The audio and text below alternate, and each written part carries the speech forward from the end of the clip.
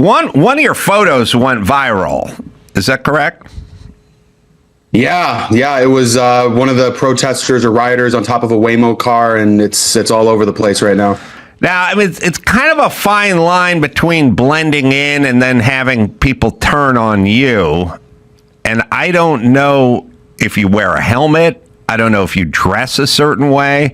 I don't know if there's a kind of a urban camouflage. Like, I had an idea.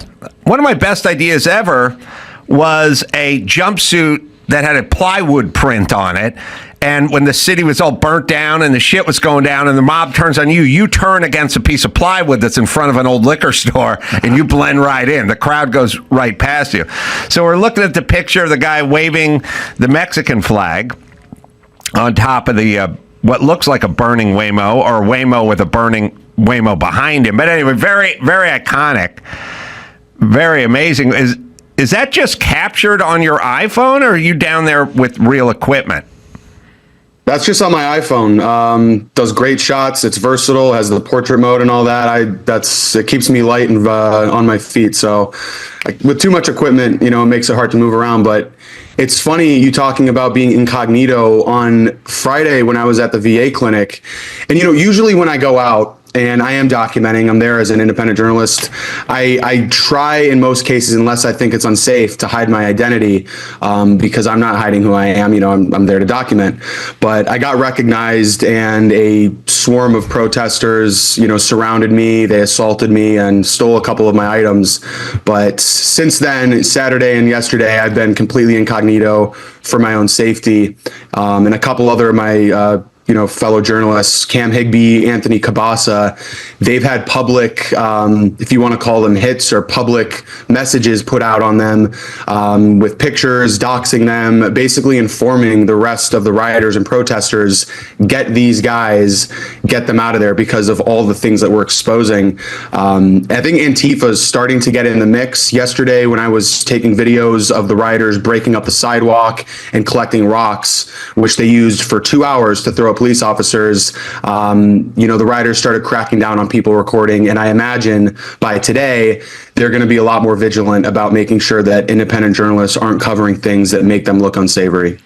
Well, it's always this weird dichotomy, because they're there, they have a bullhorn, they're protesting, they're here, they're taking to the streets to be seen. And then when someone puts a microphone in front of their face, they push them off, and it was the same thing with all the free Palestine bullshit. As soon as somebody said, hey, can we talk to you about freeing Palestine? They're like, get out of my face. And it's like, well, I don't really get it, because if you have a point, then make your point. Like, it happens all the time where people go, well, why didn't Anthony Fauci go on Tucker Carlson's show? And the answer is, well, he didn't want to be treated unfairly. It's like, well, make your point. You don't have to be treated. I'll go on The View. I'm not worried about being treated unfairly. I'll make my point.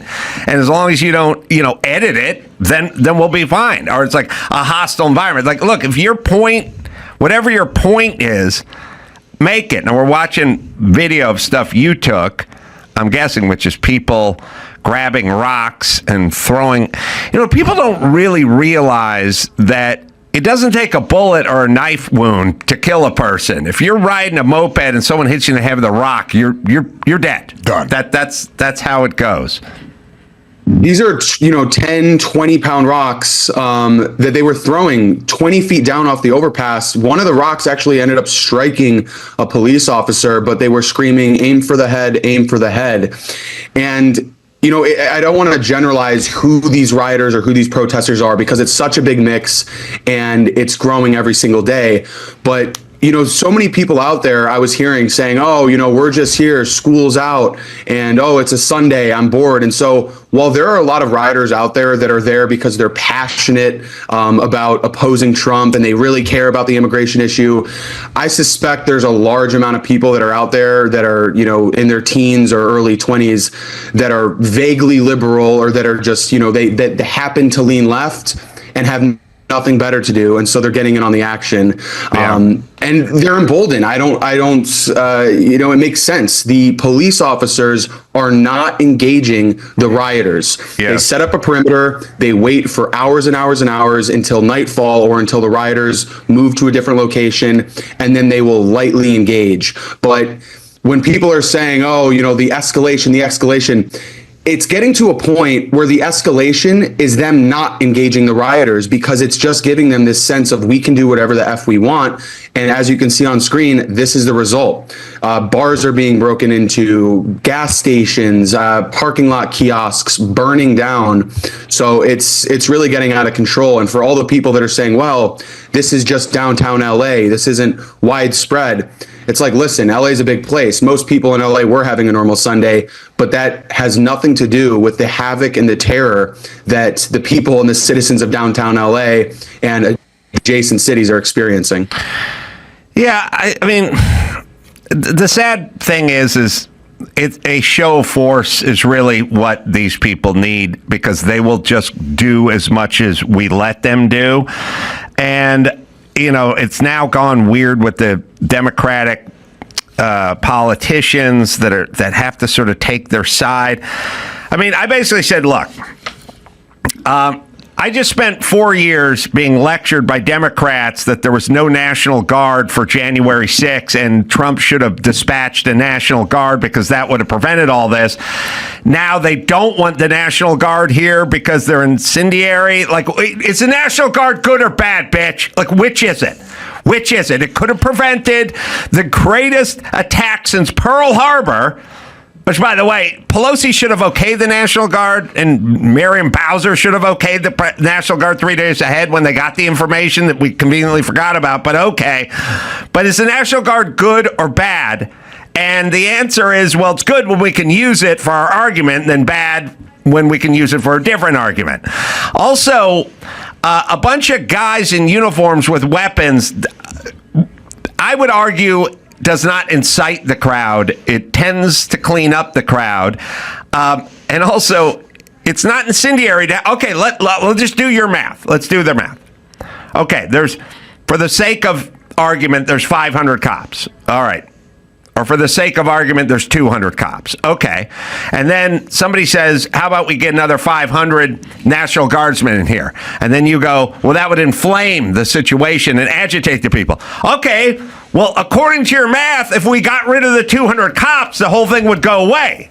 Because if 200 men in uniform is causing some agitation and 1,000 men in uniform is going to make them spin out, well, then why don't we get rid of the 200 men in uniform and it'll all go away, right? Or would it get worse? And it would get worse. Now shut up. Sorry, Aldo. That's what they keep saying, too. They keep saying, well, the LAPD, they can handle riots. They've handled the biggest riots in the country for the history of our country and the history of our nation. Well, you can't have it both ways. Either we need the National Guard or we need some sort of external force to come in and aid them, or the LAPD can handle it themselves. But by the looks of it, they can't. So you got to choose one or the other. You can't just say we don't want help and then continue letting the rioters just run amok on the streets. You either got to handle it or you got to accept help. But not accepting help, I feel like, is unacceptable. Yeah, and you were talking about, some of your colleagues being doxxed and, covering your face and so on and so forth. And Hakeem Jeffries made this asinine statement a couple days ago about ICE not showing their faces and stuff. It's really, it's interesting. It's an interesting thing. I guess Trump just baits them into taking super retarded stances. We capture it all on film, and then next time there's an election, we're just going to roll out all you guys saying in color and in digital copies a bunch of insane anti-American stuff. I guess that's what he's doing. I think he's baiting them. He's the king at it. He's the master, if you want to put it that way. Well, let's play devil's advocate here for a second, because I've been in Los Angeles my whole life. I work construction a lot of my life, and so you work with Hispanic workers. I mean, you work with dudes who work, who come here to work. I never knew which guys were legal, which guys were illegal.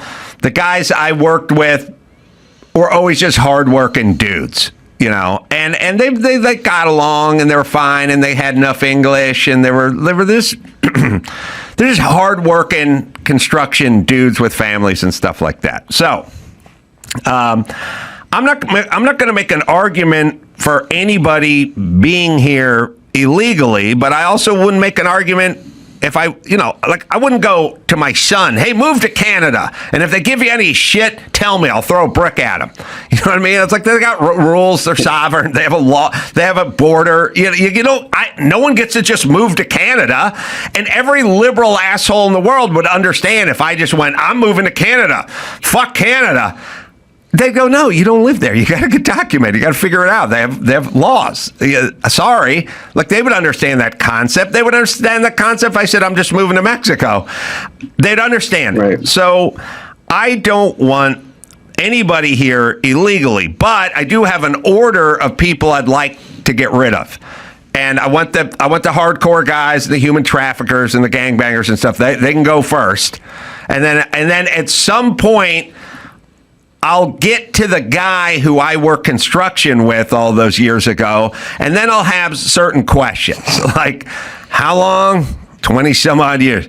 You pay taxes? Okay.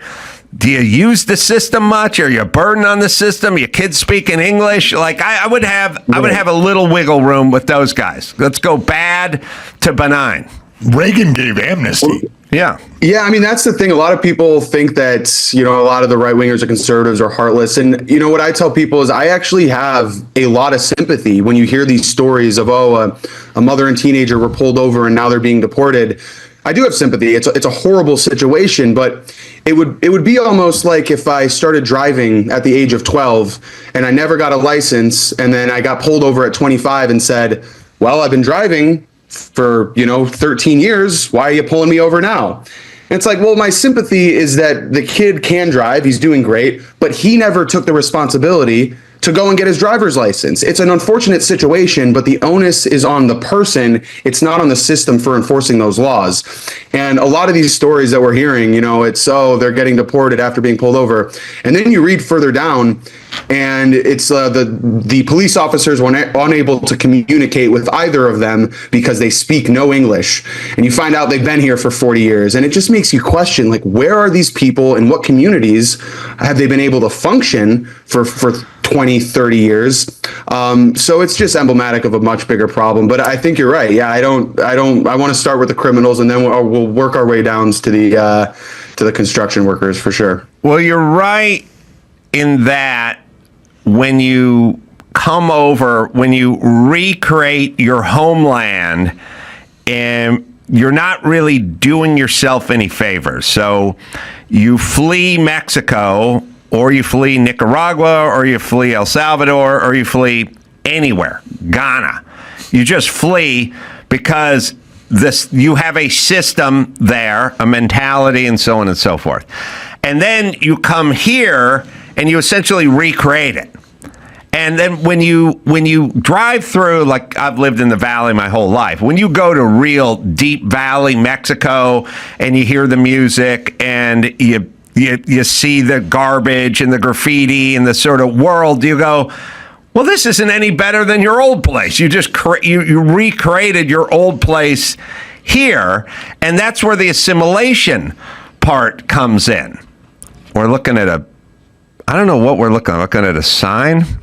I can't read it. Born and raised in Los Angeles, deport me? Where are you going to deport me? Back to the hood?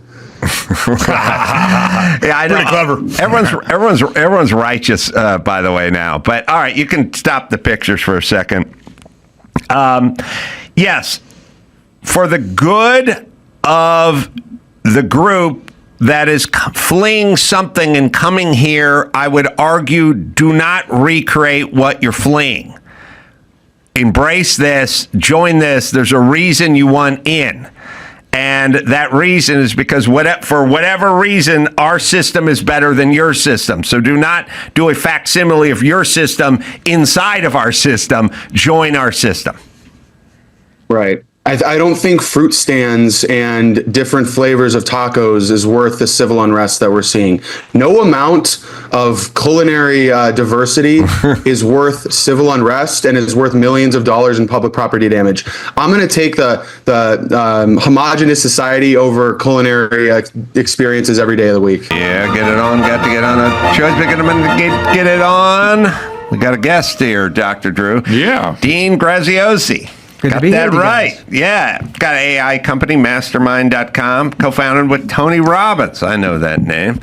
I never met Tony Robbins, but everyone loves Tony Robbins. He's a good man. AI is something that scares people, certain people. Some people embrace it. Some people are worried about it.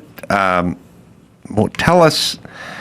Well, you know a lot more than we know. I'm sort of agnostic. I'm like, look, there's always change. There's always technology. There's always people that are scared that the horses are going and cars are showing up and airplanes or whatever and computers but we just go. That's us. It's baked in. That's how we roll. You can't get in the way of it. You try to sort of mitigate the risk and the danger and move forward. Yeah. But yes, absolutely. You know, if you think about it, right, the biggest shifts in the world, I mean, when electricity came out, people were freaked out about electricity. I went back and researched I'll move your mic so it's just more on it. Yeah, that better? All right, good. About 25% of people didn't adopt to electricity because they didn't want to change their factories, didn't want to change the process. Within a year, those companies were out, right? Right. So but when people realize what people get freaked out about is it's the fast pace of change. And in life, we think we're good at change. We're not. All right. So if you think about it, it's if you look through the lens of AI, it's just a technology that can allow you to go faster. I'm not a tech expert, neither is Tony Robbins. What we are good at is modeling proven practices, find patterns of people who've already done it. We did about 50 interviews over the last 3 months of AI experts to find the pattern to actually allow you to become more human. Most people don't want to talk about AI. There's a new thing dropping every day, feels overwhelming, but the fact of the matter is, if it's a tool that can allow you to buy back time if you embrace it and you just use the parts that kind of amplify you, augment you, then it becomes a different feel. Yeah, I went back, last thing I'll say about it, but in the 1800s, if someone was going to plant an acre of an acre of corn, it took 40 hours. As soon as a tractor came out, it took 30 minutes. A year later, if you didn't have a tractor, you weren't in business. Right. And we're kind of at that phase with this. So that's why Tony and I decided, let's find a pragmatic, practical way to just help people implement it in their life. Yeah, I never have a problem when people say it's going to put people out of work. That's the plan. But that's efficiency. Right. What took all those people to plant all that corn, and now we have this, you know. Yes. And they found other things to do. I never really, and by the way, I don't want to sound cold or cruel, but they go, you know, the textile mill employs everyone in town, and we can't shut the textile. But if no one wants the textiles, then we have to shut the mill. They go, what about the jobs? It's like that's what we have with school teachers unions. You know, I mean, we just create a bunch of jobs, and then they fight for their jobs, and then we don't need half the people. Right. Like it's called a waste. Right. It's not being subjected to market forces. Right. So if you can figure out a way to flip McDonald's burgers without a human being standing there, then they're going to do it, and that's fine with me, and that's the way it works. Yeah. I mean, Dr. Drew, you spent your life, you know, a pleasure to meet both of you. It's the history you two have is great, and how you guys go back and forth each other. It's such a great mix. But Dr. Drew, just like Tony, my partner, you spent your life helping people make change, right? And you know that there's things upstream that if they don't go up and find the purpose for it and all those other pieces, that the downstream seems hard. Well, I mean, we are absolutely wired against change. Yeah. The way our brain is constructed, it perceives change in the environment and in the self as death. It's an absolute threat. So as people get used to it, they learn how to change, they learn how to grow and build their brain, but it's not the natural setting. And then you take something like AI that's different today than it was 3 weeks ago, 8 weeks ago. At least creates fear. And so I think the biggest thing, and we don't have to stay in the AI topic, I'm willing to go down any road to serve your audience, but the last thing I'll say about that is... we may regret that. Yeah.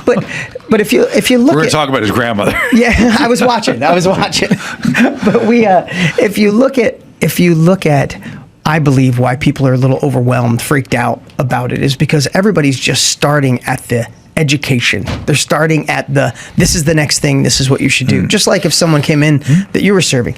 If you go upstream and first give them a purpose why they should learn it, then help them overcome their fear, then help them reduce the complexity of all the options, help them with change, then they're more open to saying, I could implement this into my life. Yeah. I like it because I've always been an advocate of the trades and manual work, plumbing, electricians, carpenters and stuff like that. And that's where I started. So I good. get it. So I've always appreciated that. I've always preached that, not everyone's cut out for college, but you learn a trade and you'll do fine for yourself and your family. And the jobs AI is talking about replacing don't seem to be those jobs. It seems to be sort of middle management-y stuff. I mean,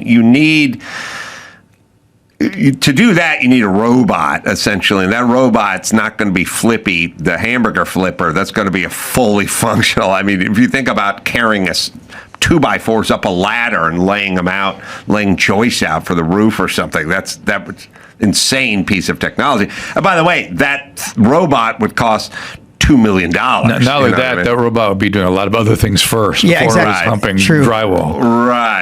Right. So I look at AI as an excuse to have a conversation about trades and vocational and getting these kids who are going to drop out of high school and join a gang into something tactile and meaningful.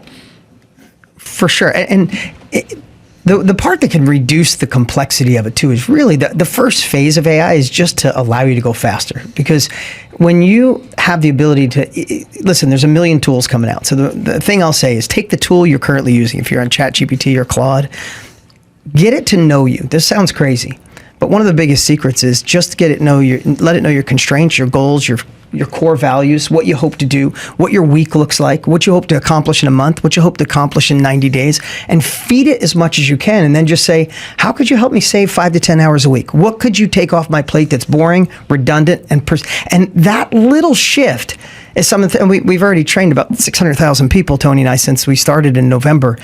And those little shifts buy back people 2, 5, 7 hours a week so they could be more human.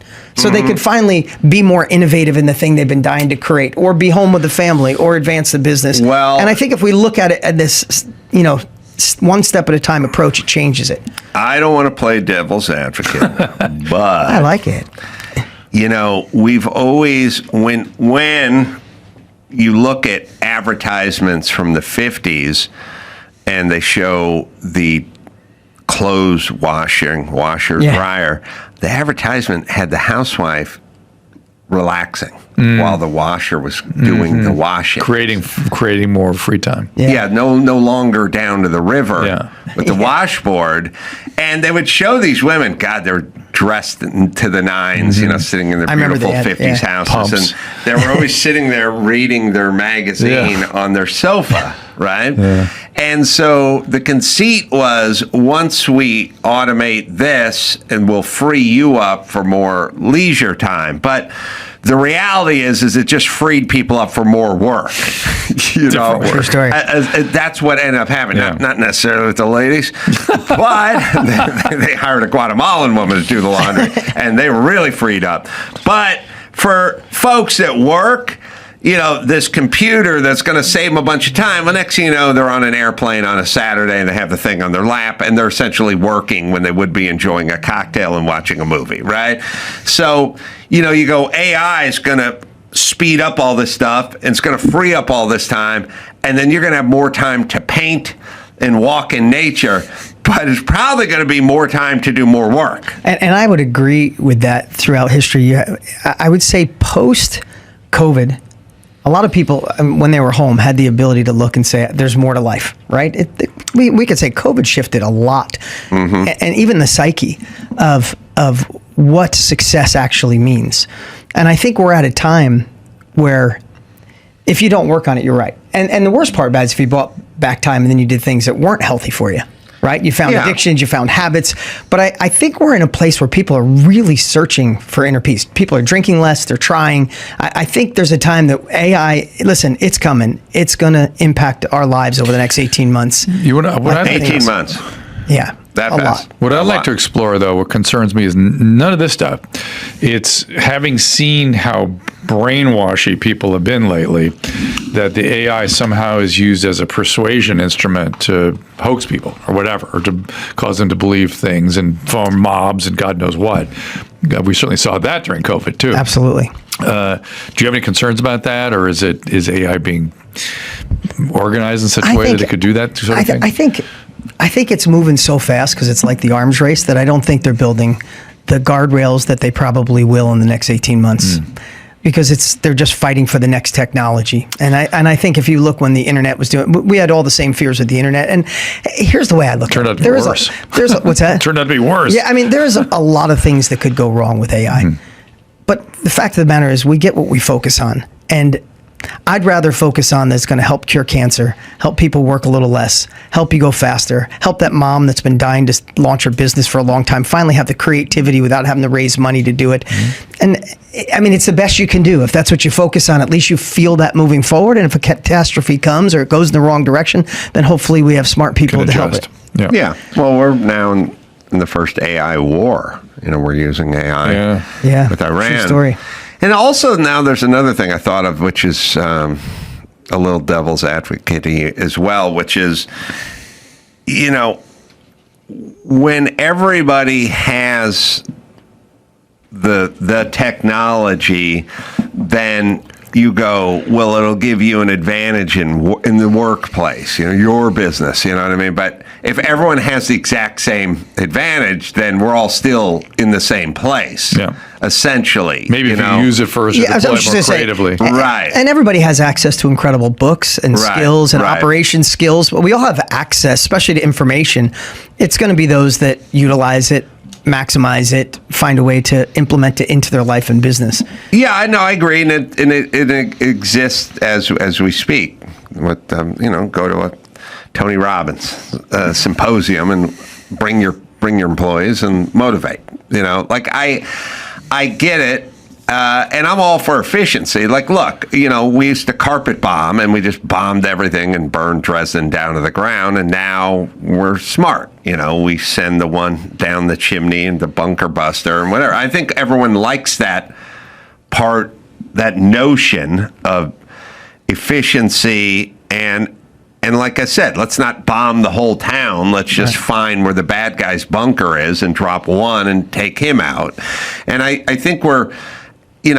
I think we like that efficiency, and it goes south sometimes. We end up bombing a school, and people are we're so used to this that we get outraged. It's like, it's a fucking war. That is the other thing, the used to itness of, I wonder what that's going to feel like when we're used to AI. It's going to be interesting. We're the first generation before and after. So I'd love to get your opinion on change. It's something that Tony's worked on for 47 years. Extremely difficult. Yeah, of course. I mean, there's that sort of classic construct of, anticipating change, preparing for change, planning the change, making the change, initiating the change, sustaining the change, and then that's the hardest part, is sustaining the change. I have thoughts on change. Go. I'd love to hear it. Well, I've said this many times. I do agree that is sort of a baked-in fear to all humans, because I think change... Well, what we don't like is uncertainty, and so change brings uncertainty. But when you change, you change, and you change. That means your old self dies, and so your brain is sort of geared up. I don't get as deep that way. I just think uncertainty is something that humans have a difficult time with, and it used to be food based. Like, I don't know where the food's coming from, but now.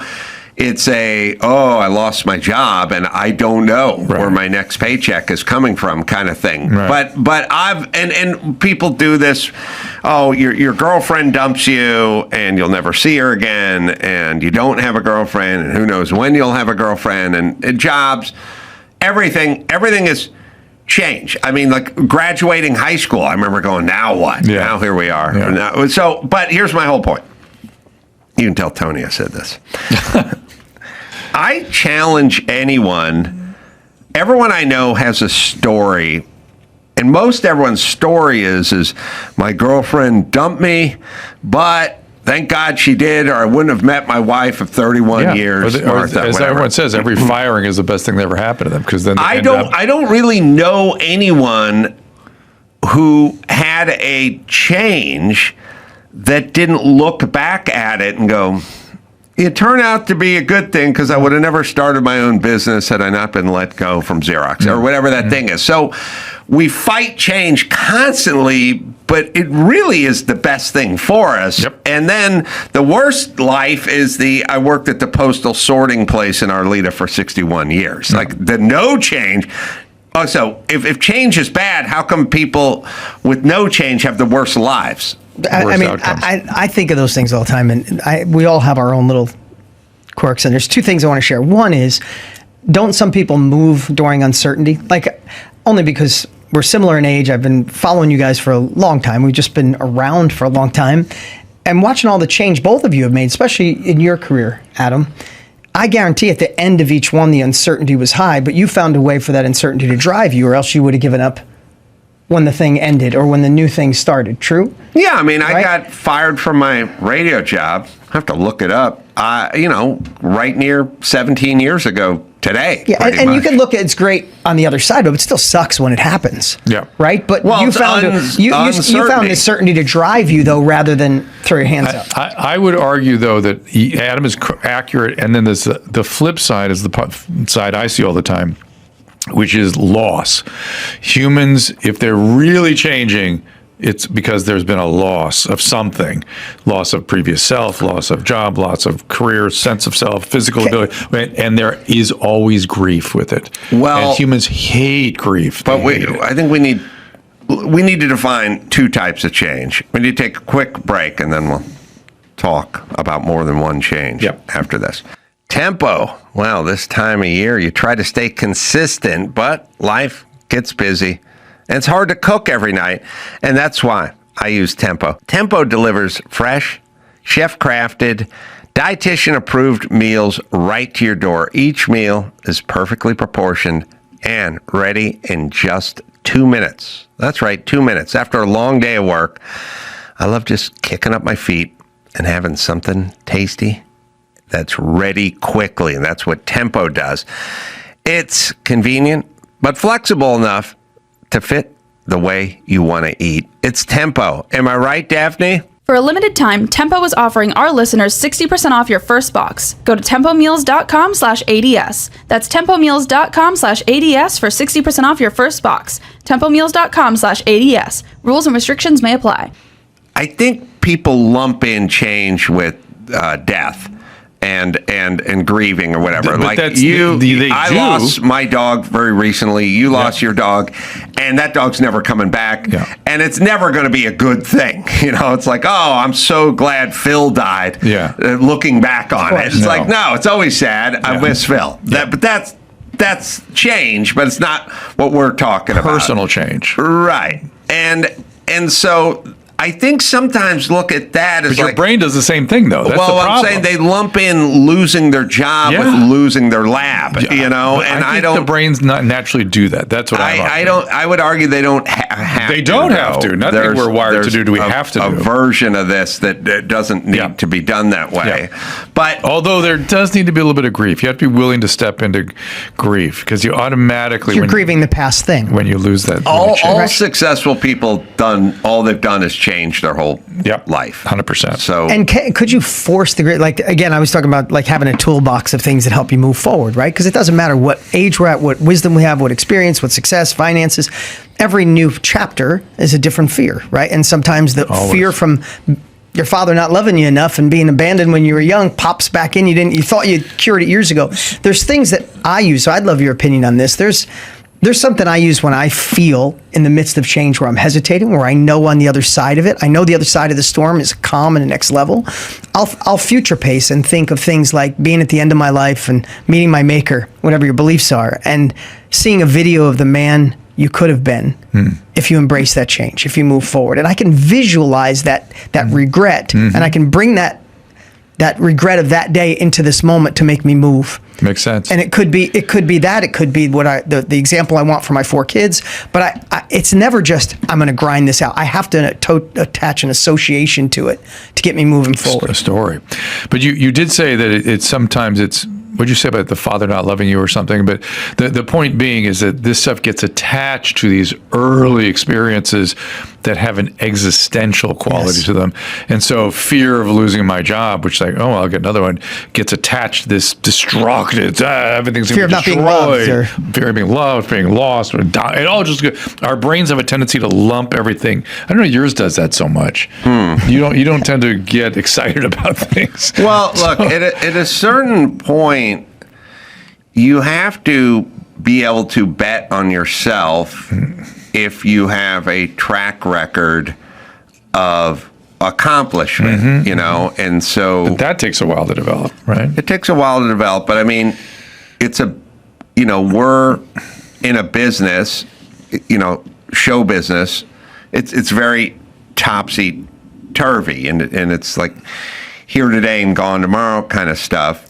But you can think of those people, and there's many of them that just keep going, no matter what. And so it's not a topsy-turvy business for them, And if you're Conan O'Brien or Jimmy Kimmel, it's not topsy-turvy for them. They keep going and they keep throwing track out in front of that speeding train. The metaphor for show business, like you're in a train going 100 miles an hour and you have to throw track That's a great metaphor. because there is no track. And by the way, if you don't throw track for 4 months, you're derailed. You're literally, you think about it, it's constantly throwing track in front of.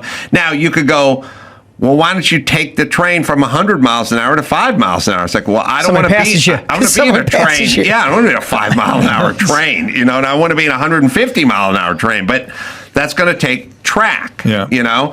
And the business used to be, well, you got a 5-year contract or something. That's a lot of track, but there's no more 5-year contracts anymore. So so you could go, well, that sounds anxiety producing to never know where that track is. And the answer is, it is, but if you've been successfully throwing track for 25 or 30 years, of course, then how much anxiety should you have about it? You're pretty good at throwing track. And I think what Dale Carnegie had a quote. I just geeked out on Dale Carnegie a few years ago. Love his old stuff. But he said the greatest plight of the human race is knowing you have more potential and not utilizing it. So simultaneously, when we're afraid of change, deep down we know we're meant for more, and it's such a conflict. It's one you've dealt with way at a deeper level than I have. But that's what we deal with all the time: is you're meant for more, but deep down you're afraid to take the action because there's change and it might affect something. And I think as you having a metaphor like getting to the end of your life and realize you missed it, I think that we have the opportunity to wake people up more than ever, because I think people are spending more time. You would know this more than me. Are people spending more time understanding how they think? I think we have more time on our hands. We have less worry about food. I know the world's in a crazy place, but we still live in the greatest place on the planet that allows peace and harmony, and there's no wars in our backyard. Most of us have food. I know there's still a lot of people that don't. And I think that the mind, I think people are searching for something to attach to. For sure. But I think it's a double-edged sword, because a lot of it is potential, but the potential brings about a lot of folly and time waste and craziness. It's like you open your phone and there's a new thing that's going to make you gut healthy, and if you mix this powder in, then you'll have the healthy gut, and that's going to free up your mind. You know what I mean? And you know it from talking. If you talk to women of a certain age, they'll tell you all the hacks. You know what I mean? But it's all stuff they're not really doing, and some of it varies a lot. Like, don't put your sunglasses on until noon. You want that sun in your eye. You're not supposed to drink coffee. Yeah, we just have access to so much information. Yeah. And so what it ends up being, It ends up being like somebody buying this piece of workout equipment, and then they're going to get the shake weight, and then they get the ab buster, and now they get the step climber, and all of it, and it all just sits in a room and gathers dust, right? And the best thing they could do is go out and chop some wood. Like, the best exercise they could get would be like, get out, grab that axe, and start swinging that thing, like outside, or go till the soil, or hike that mountain. No, there's a new gut flexor that I'm going to get on Amazon. And what it does is it kind of satiates, like there's so much in their head that really the best thing they could do is whatever they did 150 years ago for exercise. You know what I mean? Like, go out to the barn and throw that hay up to the loft, that kind of stuff. So we have the info, but the info is polluting us a little bit. Like, I notice people sort of swimming in this info, and what they need is less choices. Again, they need sort of less info. They need to go sort of low tech. Like, they need to be like, put your boots on, go hit that mountain, break a sweat. And they're like, oh, I have a hat that has sunscreen where it dispenses sunscreen every third step, and I have my meter where I can tell you how many steps I don't tell you how many people are telling me how many steps. I'm like, why don't we just walk from one end of Manhattan to the other? And, well, that'll be 8,500. I don't care how many fucking steps it is. Let's just go walk for an hour and a half. Yeah. You know what I mean? Yeah. So there is an element of that which worries me a little, like too much access, too many serums, too many powders, but it's what too many Dean's whatever. saying is they're looking, they're searching, they're wanting, they're yes, and at the end of the day, a lot of them haven't gotten out of their sweatpants and they're still staring at their computer screen looking up workout equipment, is what I'm saying, when you should be sort of hit the beach, hit the sand, hike you're that not beach. wrong, and what I think we're kind of talking about, it's a very vague thing to say, but this sort of spiritual vacuum that people find themselves in, whatever that means for them. And it's a lack of meaning making, lack of close connected relationships, lack of a spiritual program, if that's what they need. But also, there is a version of this where everyone is reading a book on being spiritual. I mean, let's read a book. Let's read Aristotle. Let's read do that book. No, they're following a podcast about some 23-year-old influencer chick who's telling you has had a lot of work done, who's telling you how to find your center. You know what I mean? And my thing is, how about you throw a barbecue with your friends this weekend? You know what I mean? Just get back to that stuff. And even as you're talking, there's so many different directions you could go down. But what we focus on, right? This is just life 101, the human condition. What we focus on, we get more of, right? That's just which is actually, a lot of people don't know that. I mean, I had a dear friend of mine who was a father of 8, and he was in the church. Focusing on something, though. Yeah, exactly. He had this story. His name Dick Van Patten? Because he's starting a sitcom called 8 is Enough. Yeah, that's right. Anyway, he took in his church, they took the 15 to 18-year-old boys whitewater rafting, and it rained for like 5 days before. And the rapids, I guess, were a 4 out of 5. Have never been whitewater rafting, and all the dads were like, we're going to skip it. And he said this salt and pepper guide come out, salt and pepper hair, a little bit older guide comes out and says, dads, don't worry, boys get in the boats, we're going to be fine. He said, we're good because we got the positive point. He said, I'm a slow learner. He said, the first 10 years of me being on this river, when I'd see a tree down, I'd say to the whole group, hey guys, you see the tree? Let's not hit that. He said, the whole boat would look at the tree, we'd go right into it and flip over. Yes. And he said, it took me 10 years to figure out that when I saw the tree or the rock, I'd find the opening. And I'd said to the kids, just paddle your guts out to that direction, we'll be fine. Right. Here's the fact of the matter. You still might hit the rock. You still might flip over, but if we can find a way in our lives to focus on where we want to go, focus on the clearing, easier said than done, but it's a game changer because our minds can stack the negativity. What if this goes wrong with AI? What goes wrong with life? What if it goes here? What if it takes all the jobs? What if the war comes here? Like, we can go down that direction, but I know me, I'm not in the best version. I'm not in the best state of mind when I go down that road, but we also could stack, what if it goes right? What if this could buy me back time? What if I do find the clearing? I think people, and this doesn't sound motivational, but in general, they should worry a little less about themselves and stop thinking about themselves as much as they do. Like, people have anxiety because they're worried this is going to happen or that's going to happen. I don't have any anxiety because I don't care that much. I'm sort of like, they go, what are you going to do? You race that car. What if the car gets destroyed? I'm like, I don't know. I will fix it or something. Well, I'm doing it. But aren't you worried? I go, no, I don't think, except for now that you're bringing it up, I don't think about it that much. Well, but what if? You know what I mean? And I'm like, I don't know. I don't think it's going to happen. And if it does, then we'll deal with it. Like, I don't know. People are a little too up in their head and they're narcissistic, but they're also like, it's like COVID. What happens with COVID? I don't know. I'll either get COVID or I won't get COVID. Now, can I get on with it? It's like, yeah, but aren't you worried about, I'm not going to be able to control this. I'm going to get it or I'm not going to get it. That'll be it. And we'll figure it out if I get it. Like, I can't prevent myself from getting it. Evidently, nobody can. And we'll see how it works. Let it go. Just moving on. Then you get to go do what you want. Yep. All right. Dean, sorry. We've come to the end of our rainbow here. Let me give a plug. Mastermind.com.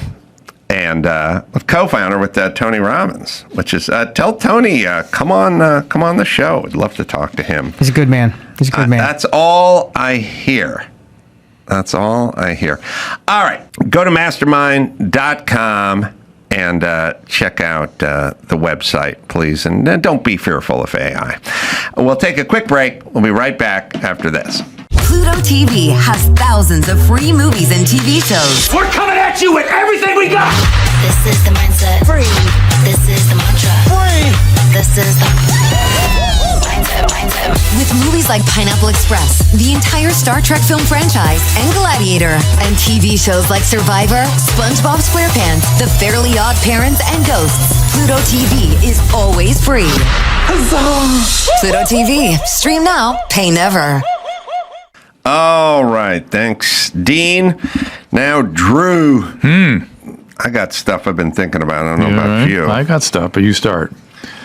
I'm semi-occupied with this notion of one half of the country, politically, is obsessed with waste and fraud and where is our tax money going. And the other side is simultaneously saying we need to get more money from the people that are paying taxes. Yes, it's weird. So we can have stuff. The governor of New York, Hochul, is the perfect example of that. I mean, her stuff is not working. It's, fraud and abuse is rampant. And she needs more money, and she needs people to come back after she chased them out, so they can invest in her wonderful social programs. Right. It's the weirdest thinking of all time. It's like a delusional thing. It is. It's as if you want to. A lot of these stories are like sort of easier to digest if you get them from the macro down to the micro. Yeah. And just imagine in any relationship, yours or mine, we're essentially the breadwinner, sadly. But it's as if your wife is saying, you're saying, look, we got an electric bill and a gas bill and a water bill last month, and it was $27,000. We need to tamp it down. You're sleeping with the windows open and the furnace is on full. You're heating the pool to 90 degrees. It's the middle of winter. I've never even seen you go in the pool. You're flooding the lawn with water. I told you we need to get synthetic turf out there, and it's a rice paddy out there. And then she goes, "Why don't you make more money?" You go, "I'm already working 70 hours a week." You could give more. You could do 80. You could do 80. Just pay your fair share. And just give a little more toward the irrigation of our front lawn. Yeah. And you're like, yeah, why don't you reel it in, though, a little bit? Right. Why don't you start paying your fair share? And you're like, well, there's two ways we could fix this problem. One is I could give you even more of the money I'm making, and you're getting a lot, woman. Or you could just shut the windows at night and turn the furnace down. Well, and they're like, well, why don't you give us more money? And by the way, if you give us more money, we could have more furnaces and more heated pools and more lawns. That's the argument. Right. And it's a weird one to have in the face of so much fraud. Yes. It seems like the Democrats will go, let's just wait till this fraud thing is over until we start asking for more money. It's not just the fraud; it's the funneling into the NGOs, and then the what do they call it? The laundering over to the Act Blue and stuff. And so a sane person who understood human motivation would go, all right, we'll straighten this shit out. Well, let this thing going, streamlined, and then we're going to need some more because we believe in what we're doing here. Right. I could see that. I'm going to take this a step further, though. Okay. When people go, we got to cut back on the fraud, I go, we got to cut back on the programs because the programs create this. You get divorced in California, your ex-wife is committing fraud, but it's legal. It's perfectly legal. I'm saying we need new legislation. Yeah, let's not count on her not to try to rape you. Yeah. Let's fix the situation. The situation is forcing every guy I know who's affluent, who has an ex-wife, none of them have remarried. Every guy's remarried. Why is that? Because they would lose their money. Yeah. All right. Are they committing fraud? No, they're just living with their long-term boyfriend while you pay them for the rest of their life. Yeah. It's perfectly legal. That's how the system is set up. Okay. I'm saying the system is fucked up. Yeah. You cannot count. They're not laundering money. They're not sending it in suitcases out of the Minneapolis airport. Yeah. No, I'm saying you're right. So the system is forcing this. So I'm saying there are people who are pretending to be married to keep their brothers, in the country or whatever the fuck it is. Fine, we got to get rid of that. But the system needs to be revamped because it is beckoning this fraud. Unfortunately, the only way it's going to change is when enough women are raped by this system, which will happen. That'd be nice. It will happen, right? It's going to happen. Yeah, it's just and then it will change. It's just funny. Think about all. Remember, it was designed to deal with the poor, dependent women. I know. Now it's this fucking rich bitch who don't want to work who are raping their fucking ex-husbands for the rest of their life. Or ex-husbands who were raping the rich bitches. Well, that'd be nice, but that will happen. I've talked to people that have been in that situation. They are not happy. Oh no, women hate it. Again, when you reverse, they're more vocal. Okay, let me put it this way: there's two reversals which people hate and women hate. The reversal, if I just did what my ex-wife did, which is sit around, spend money, and do nothing, I would be a fucking pariah when we're married. And then when we got divorced, if I just extracted money from her so I could go to a country club, society would judge you. They would judge me. Yeah. Right. Them, they don't. So until the judging starts, we can't really do anything. So it has to go both ways. Judging and burdening. Both. Right. Judging and it has to go lazy's lazy. Yeah. And how about we put a little time limit on the salaries?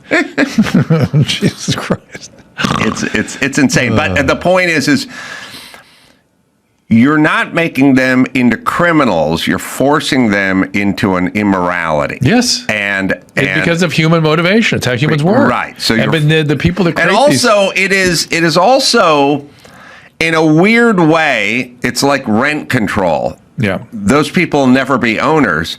And these women will never get remarried, which is kind of weird because they're youngish, they're healthy, and they would probably like to say they were married, but they won't do it.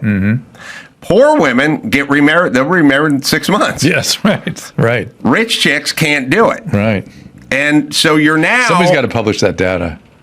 Just so it's in front of people so they understand. Well, I got to say, anecdotally, for sure. Any guy I know who's, some of these guys, they're divorced. I mean, we're going on 15, 20 years. I mean, their exes were young-ish, healthy white women who would love to get remarried, but they never will, which is insane. And also the insane part is they're long-term partners. The males won't let them. We got to do judge that either. those guys too. By the way, fuck yeah, we should judge those guys. They're living off the other guys' money. Maybe that should be the first target because we're not targeting women at least that way. Yeah. So it is. It's. Listen, it's all unintended consequences. Of course. Everything is all. And by the way, history has moved forward. These are anachronistic laws. They're way from long ago. Yes. But once again, showing none of these women are criminals, but they're all have weak character. But by the way, so does everybody. I was going to say, how could they be otherwise? Let me say, they have average character, which is weak. But they, they all do what anybody I know would have done. Right. Anyone who went to high school what is would the have alternative? done. They're going to step up and go, hey, I'm going to become an executive in a company, and as soon as I get there, I want to thank you for all you've contributed, but I'm going to cut it off right They there. were doing the exact same thing my mom, Ray, and my dad, and everyone I grew up with would do. That's all. Jimmy wouldn't have done it, but I only know Nick Santora wouldn't have done it. I know like a handful of people. I think everybody would do it for a while. Everybody. Oh, yes. The question is, how long is reasonable? Yes. All right. This is Elizabeth Warren. Elizabeth Warren explaining how finances, economics work. Uh-oh. Have you seen So I've this? been trying to make She this studied it, you know. She lets us know all the time. On the reservation, yes. So I've been trying to make this video to show you what wealth inequality looks like in America. Oh, boy. I wanted to compare how much wealth the average American has compared to Elon Musk. And I wanted to do it with M&Ms. But it turns out that to make that happen, I need to get 6.5 million M&Ms. That's right. Elon Musk has 6.5 million times more wealth than the typical American. By the way, if I were having this conversation with any woman I've known, she'd go, well, he's got some kind of sweet tooth, doesn't he? I'd go, no, you're not lit. I'm trying to explain. Can you imagine us having this conversation with your wife? Elon loves M&Ms. I don't like the regular ones. I like the peanut ones. This would drift over into, well, then her friend would go, I like peanut butter cups, and then you'd be off and running. Paydays. Off running. Man, I'll tell you, Halloween this year is a little bit of a disappointment. That'd be it. All right, go ahead. Here we go. Elon Musk has 6.5 million times more wealth than the typical American. If you were to visualize it, this is you, and this is Elon Musk. Oh, man, hold on. I thought, okay. You got to figure out how to survive on 124,000 M&Ms. Chuck, you think you could get by on 124,000 M&Ms? Depends. Peanut M&Ms or regular M&Ms? Oh, that's the rub, isn't it? I got no time for the regular people. I'm actually surprised the average American has that much wealth. M&Ms? That much M&Ms available. Because I keep hearing horror stories about how everyone's in debt, no one has money, and I am surprised that the average American has $124,000 worth of wealth. I've got to believe that that's just a farm or a house or some. Well, yes, but it's also probably got to have a weird variance to it. Oh yeah, it's got to have got to have a lot of swing. To it. Like a lot of those people got to be worth 375, and a lot of have to be minus 20. Right. I'm guessing. Correct. But also in a world where I'm calculating this. My grandmother house was $12,000. Right. It's now 1.7 million or whatever it is. Got paid off in 1966. You know what I mean? Stepdad's living in it. Okay. But my mom, you got one house for 12,000. You got one for 10. You know what I mean? All you have to do is sit around like my mom and survive it, and you're going to end up being $700-800 grand to the good. Right. That's right. I think a lot of that is that. Well, but yes, but that's real. I mean, throughout history, that's not inconsequential. No, I agree. I wonder if it's gone up more. But why? I mean, why? Anyway, let her finish. You have 124,000 M&Ms, and Elon has 627 billion. So, what is her plan with this M&M redistribution? Okay. All right. Musk. So then I thought, okay, if M&Ms are too much, what if we did it with rice? Turns out We need a 350-pound bag of rice to do that. And frankly, it would be a safety hazard to try to carry something like that in. Wealth inequality. Safe. It's so funny. I've watched this 3 times, and it always cracks me up. Like, that's just a bad edit. Like, you have to talk about some OSHA mandated thing where you have to put on a belt to lift this stuff. It's like it's just you're using metaphor. You know what I mean? Yes. Where no one's. I'm not gonna go. Hey, bitch, where's the rice? Where is the rice? All right, sorry. God. Go ahead. It's funny. And frankly, it would be a safety hazard to try to carry something like that in Safe. here. Wealth inequality in this country is so out of control. It's hard to even visualize. And that's one of the many reasons why I introduced my wealth tax in Congress. It's a 2-cent tax on every dollar someone has after they hit the $50 million mark. And then a 3-cent tax on every dollar someone has. Now pause it there. Government is the only place that goes this direction with money, which is to say, every other in every other facet of society, if you read the fine print on any high-end automotive auction, you know, it'll say, you know, Gooding and Company, it'll say something like they take a 13% premium on any sale under 100,000. Right. Any sale over, it's 10%. Right. You know, and if it gets over 10 million, they'll take 6% or whatever it is. It goes that direction because it's going that direction. The government I'm not sure people get the point you're making. State it more clearly. What I'm saying is Chuck, they do this thing all the time where they go, Adam's the rich guy, and he pays the same percentage or same percentage as Chuck, the poor guy. Okay, Chuck, the poor guy, pays in $6,200 a year, and I pay in $2 million a year. So I should pay a much lower percentage. I should pay in 10% when Chuck pays in 40%, and then his 40% would be $8,000, and then my 10% would be $720,000, and I'd be contributing a lot more than Chuck. But instead, their argument is Chuck pays 30%, and that's $6,200. Carolla pays $2 million, but he's only paying 30%. He shouldn't be paying the same. He should be paying 40%. Well, that's a fucking backwards argument. That's like saying if you sell VW Beetle, the auction house will charge 10%, and that sale was $27,000. Yeah. But if you buy a Lamborghini and it's $1 million, we want 20%. Right. That's backwards. Well, and by the way, the mansion tax is the same fucking thing. The mansion tax in LA is if it's under 5 million, it's 4%. But if it's over 10 million, it's 5%. It's like, why? You should be going the other direction with this. And I think when the history books are written, perhaps the most significant statement Trump ever made was, if it can happen to me, it'll happen to you. And this is them. You're talking about income tax. This is asset. I get it. This is stealing. No, it's stealing, but so is the mansion tax. Yeah, I mean, it's a property tax, right? Isn't it? I mean, it's for most people, property tax is stealing too. Let's be fair. For most people, all their asset is in their house. Yeah. But again, once again, you're going to a higher percentage when you get to 10 million. You should get a break.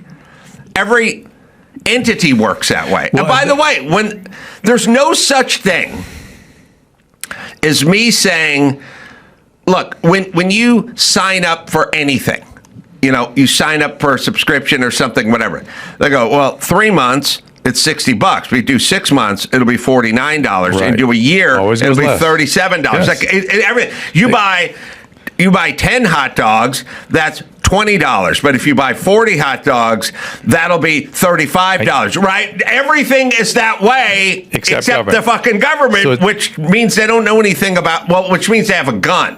It's the anti-Costco anti-Costco mechanism. Right. And the fact that this is now asset acquisition, which they've never done before. Government has never done before.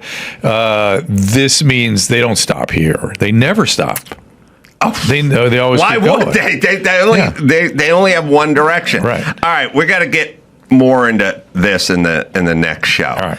BetterHelp. This episode is sponsored by BetterHelp. Did you know that 88% of Americans are feeling some form of financial stress at the start of 2026?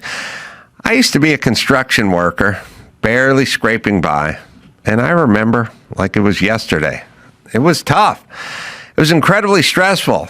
Couldn't sleep that well at night. Also couldn't afford air conditioning, so it was always hot. Argued with everybody. BetterHelp can help you manage this stress. Their therapists follow a strict code of conduct and are fully licensed in the U.S. And their questionnaire matches you with the right person. With over 6 million customers, you know it works. It's BetterHelp. Right, Daphne? When life feels overwhelming, therapy can help. Sign up and get 10% off at betterhelp.com/AdamandDrew. That's betterhelp.com/AdamandDrew.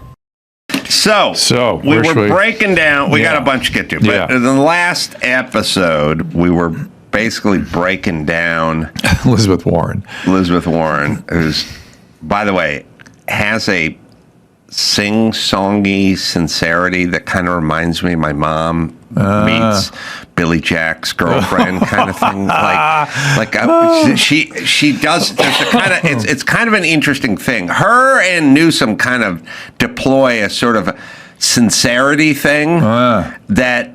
You know, you go, oh, yeah. Like, you have no fucking idea. She has no idea what she's talking about. Well, it's interesting that I wonder, Newsom drives me more crazy with that stuff than she does. She's pretty But I'm wondering if women respond the way I do to Newsom. Maybe. From Elizabeth Warren. I don't know. All right. So she's actually explaining that Elon Musk has a lot more than we do, so he should pay a wealth tax, and then they could get things.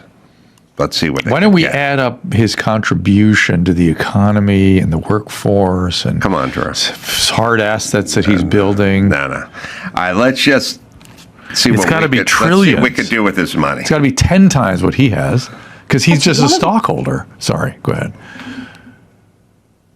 And that's one of the many reasons why I introduced my wealth tax in Congress. It's a 2-cent tax on every dollar someone has after they hit the $50 million mark. And then a 3-cent tax on every dollar someone has after they hit the $1 billion mark. Every year? You know what we could do with that money? Look at make universal child care a reality. Build millions of new homes and lower housing costs. Lower the Medicare eligibility age to 55. Deliver universal paid family leave. Establish tuition-free community college. This is their plan. Still have money left over. Right. Now hold on a second. Yeah. Now, here's what I want to be clear about. Yeah. You guys can't build a fucking dirt bridge over the 101 for a butterfly and a cougar for under $200 million. So you can't do anything. Yeah. Now, ironically, the guy you're stealing the money from could do this. So I would abide if you just went, we're going to take this money, but we're not taking it from Elon. Elon, we need you to use it. Yeah. You fuck ups, you're going to have universal health care and child care and free tuition. You guys can't pull anything off. That's the part they don't get. Right. And their whole... but there must be people that believe him. By the way... which I find hard to believe. So how are you calculating this, too? Because you told us 10 minutes ago, you told us we're going to get a bullet train from L.A. to San Francisco for $20. Now it's $120 billion. So when you're calculating this, you know what I mean? You're going, well, how much for free housing? That'd be $1 million. Yeah. You know what I mean? And then how much for pre-K and prenatal and 700,000?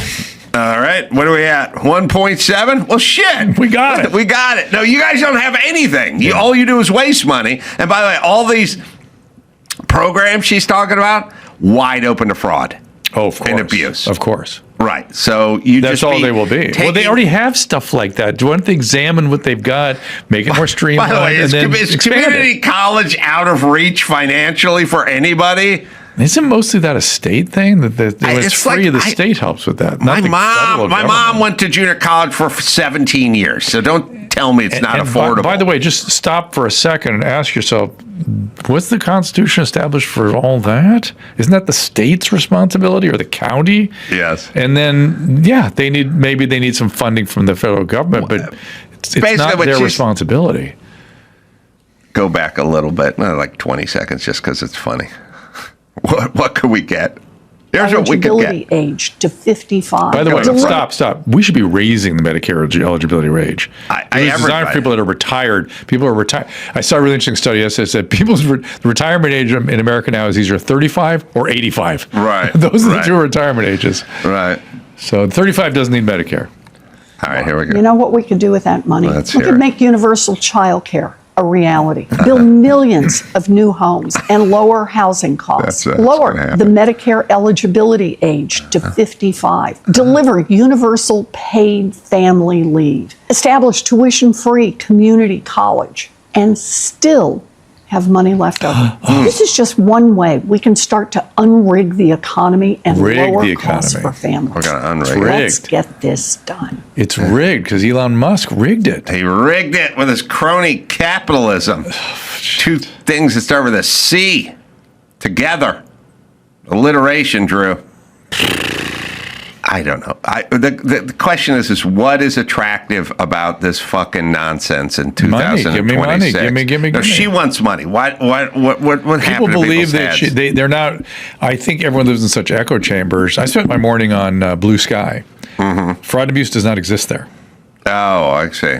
Mm-hmm. So if they don't know about it, how are they gonna really understand that that's what's happening? And certainly, the kickback laundering thing. That's a conspiracy theory. There is a great, speaking of that, there's a clip of Newsom that I was talking to Andrew about, which I like when things sort of encapsulate people and things.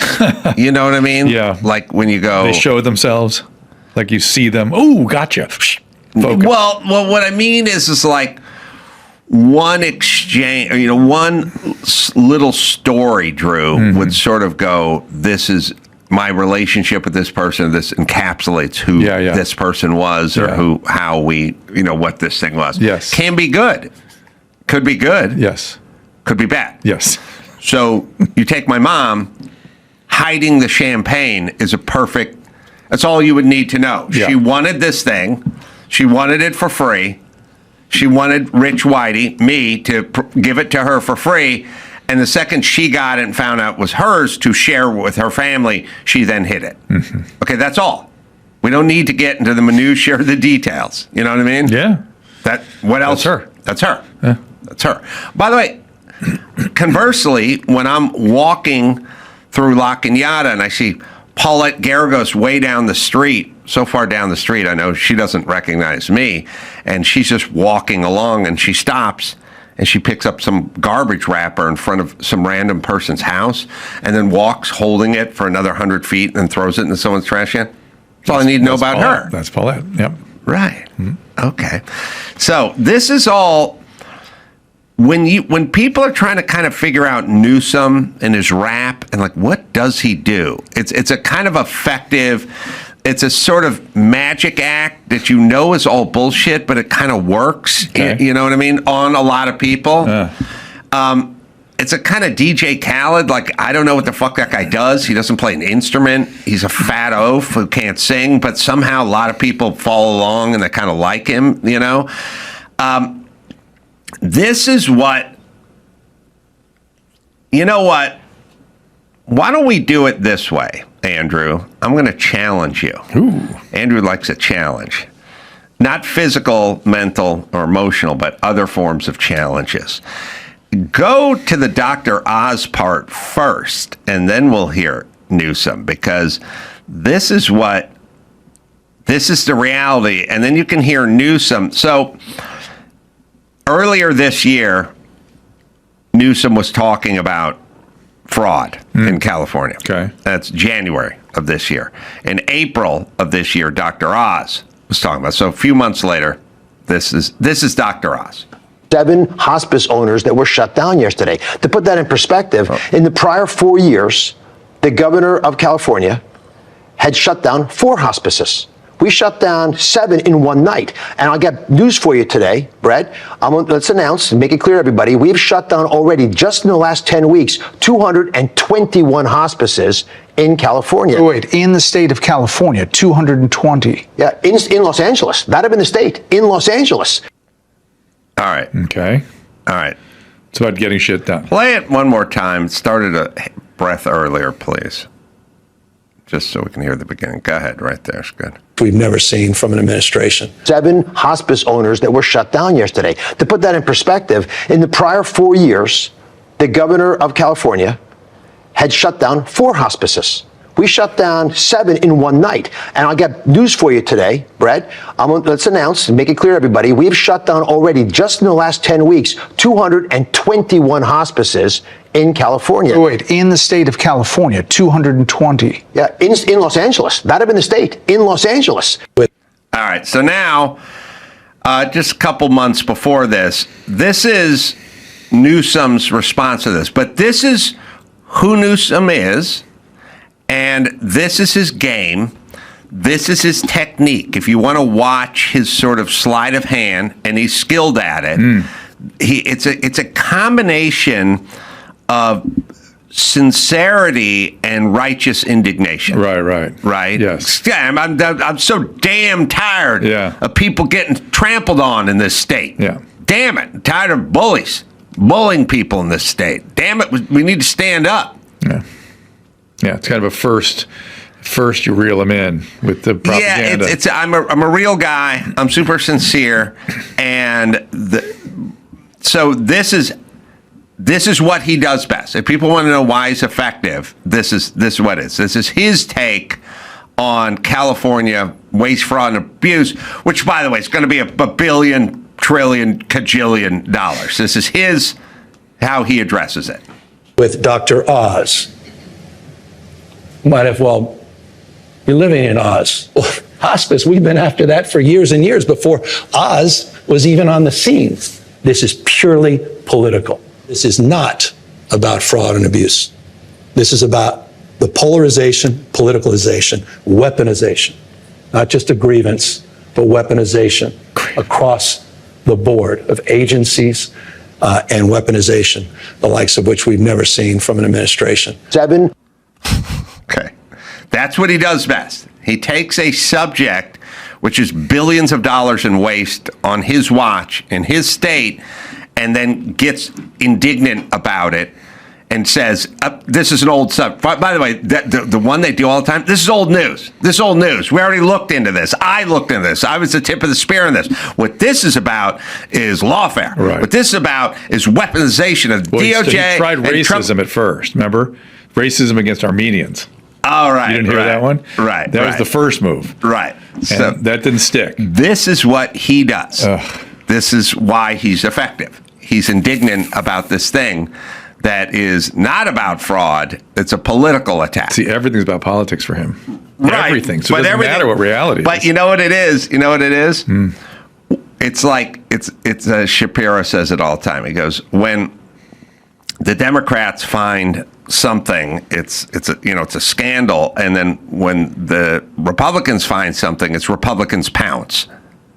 You know what I'm saying? So CNN go, Republicans pounce on Hunter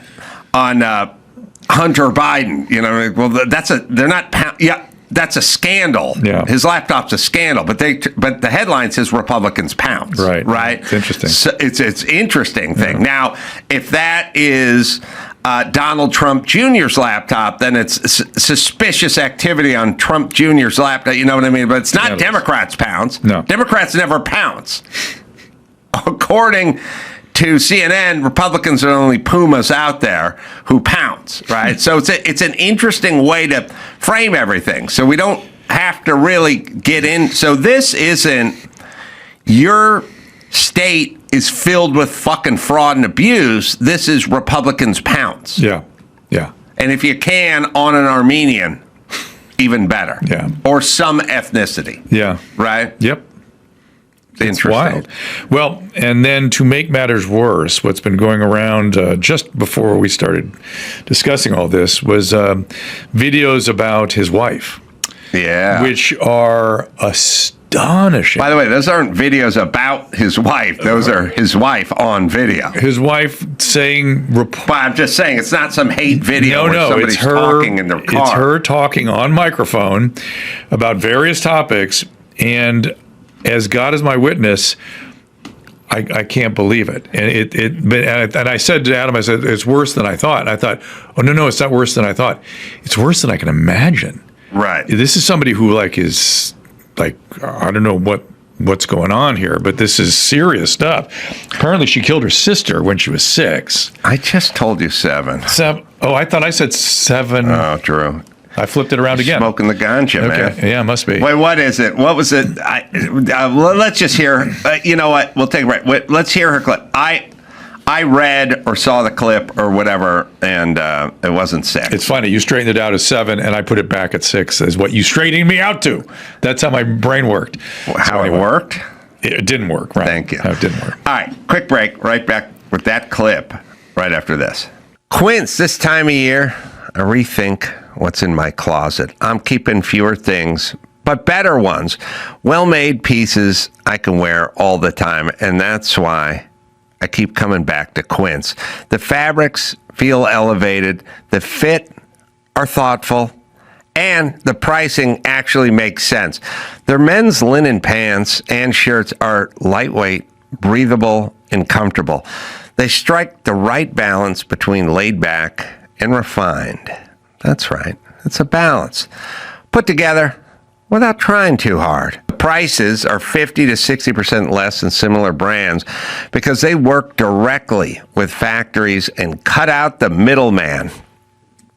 I've been wearing their 100% European linen utility shirt, and I love it. So comfortable. It's breathable, effortlessly polished, and perfect for spring. Light enough for warm days, but sharp enough to look like you actually tried. It's Quince, right, Daphne? Refresh your wardrobe with Quince. Go to quince.com/ADS for free shipping and 365-day returns. Now available in Canada too. Go to quince.com/ADS for free shipping and 365-day returns. Quince.com/ADS. So she's got a problem. But here's what I want to say, Drew. Yeah. I mean, remember, we like to go from the macro to the micro. Yes? Yes, macro to the micro. All right, phone down. Here we go. Okay. I've said you can talk about policy or climate or something or permits. You can talk about anything you want. But I've told you, and one thing I keep saying to you at the end of the day, whether it's her or Newsom or Karen Bass, they're not interested in the things you're interested in. No, I know. And every single time she makes a speech, she talks about women's rights and equality and women being put down, or whatever. And every time Mike Rowe makes a speech, he talks about jobs and training, inspiring, and vocational training, and wood shop coming back to class. Okay, why? He's interested in that. He's and he knows interested the in benefit that. of it. Yeah. And he's interested in that. Yeah. She is not. She's interested in this. Mm. And when people are like, "Oh, how are we going to rebuild the Palisades?" and whatever, I'm like, Karen Bass is not interested in this, and neither is the City Council, and neither is the Coastal Commission. So good fucking luck. Trump is a commercial builder. Mm. He is interested in this. Mm. What is he not interested in? He's not interested in trannies and social justice and whatever invisible made-up shit you guys make up. He's not interested in that. He's interested in the tangible shit, the steel and the concrete stuff. Mm-hmm. I'm interested in that. Mm-hmm, mm-hmm. So if I was elected something and I gave 1,000 speeches, you wouldn't hear me discussing the LGBT community or women's rights in 2026. You would hear me talking about like potholes and traffic. Yeah. Because that's my interest. Yeah. All right. So she has no interest in these subjects, and she's married to a guy who has no interest in them either, except for they're basically running. She's first partner. Remember, partner, Drew. Right. Not the wife. She gets a vote. They're running California. And as we have hypothesized about many of these men with some of the peculiar beliefs, but there's a first partner behind the scenes. But what's interesting about her is she is the female Gavin Newsom. She's attractive. She got the jazz hands going. Mm-hmm. She seems sincere. All the things he is with longer hair. Yeah, it's really interesting. This just in, 6 years old when she killed him. So I owe you an apology. Thank you. Okay, right. So says the internet. The women always claim they're younger. Here's what you don't. You don't get it. Here's why I don't get it. Andrew, for getting that joke. Go ahead. Here's where I don't get a thank you. Is if you had told me 7, I didn't adjust it to 7. You told me 10. Always looking for a fault. You were right, Drew. Yeah. All right. Right or not, I didn't make the adjustment. Yeah. There's another. This is a great clip, and then there's another great clip of her. There's everything with her, but anyway, let's just play her great clip. I don't know why we left. Here we go. Where are we going? Is it a computer problem? Here we go. I had to be very raw when we interviewed the young men who were juvenile offenders in San Quentin. I told them about my own loss, where I lost my older sister a few days before my 7th birthday. Oh, and I hold on. Stop it. There it is. Stop. I heard the word 7. Yes. I was on my phone watching TV. Yeah. As I did go, what the fuck did I get 7? Yeah. Well, you win. And I didn't adjust. That's bad on me. Yeah, a few days before her 7th.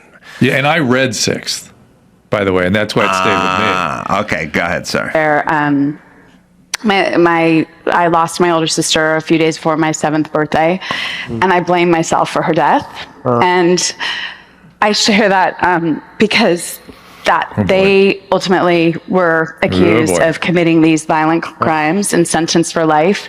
And I think it shocked them that this, blonde lady who was, interviewing them had a similar story, was perhaps in the wrong place at the wrong time, but wasn't punished the way they were, because clearly it was an accident, but theirs was probably an accident too. Probably, yeah.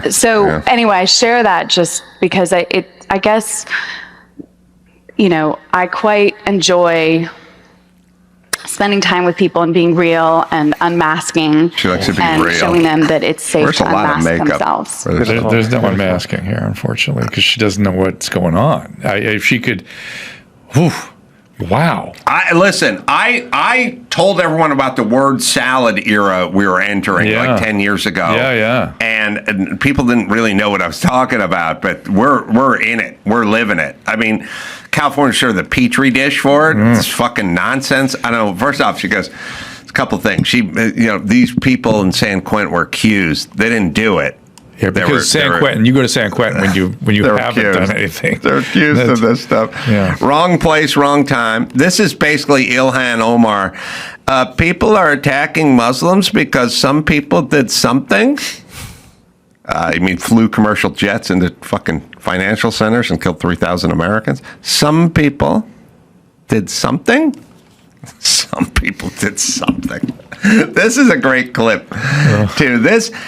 She is batshit crazy, and the thing is I feel bad for her kids. Remember, she talked about giving her kids dolls, and the boys take the dolls and tear the heads off.